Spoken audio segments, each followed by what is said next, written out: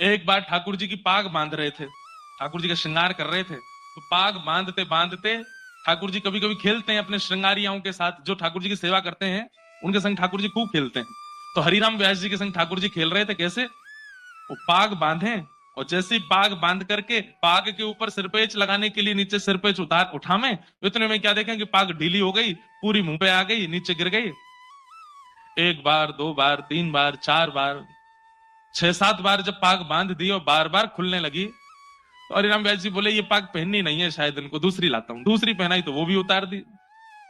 तीसरी पाग लाए और जब तीसरी पाग बांधी तो किसी ने बाहर से आवाज लगाई, बोले जल्दी दर्शन खोलो, इतने सारे दर्शनार्थी खड़े। तो हरिराम व्यास जी बोले जय जय, बहुत देर रह गई है, सुबह से मैं पाग बांधवे में लगो ना, जल्दी तैयार है, जाओ बाहर सबन को दर्शन करने।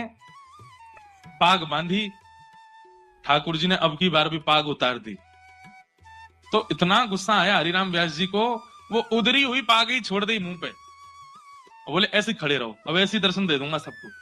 अरे सुबह से इतने लाड़ प्यार में आ गए हो, इतने ज्यादा जो है बिगड़ते जा रहे हो, इतने भाव से हम सेवा करते हैं और आपको बिल्कुल चैन नहीं पड़ता है, एक पाग नहीं बंधवा रहे हो, खड़े रहो ऐसे ही, नहीं बांधनी अब पाग, और ऐसे ही दर्शन करा दूंगा सबको।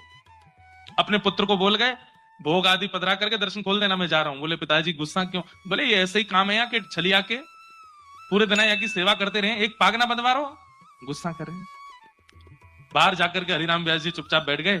थोड़ी देर बाद भोग प्रसाद होने के बाद जैसे ही पर्दा खुले, आहा, लोग बाग जय जयकार करने लगे, मनोहर झांकी, मधुर झांकी, आहा, आज ठाकुर जी कितने सुंदर लग रहे हैं, आज ठाकुर जी कितने प्यारे लग रहे हैं।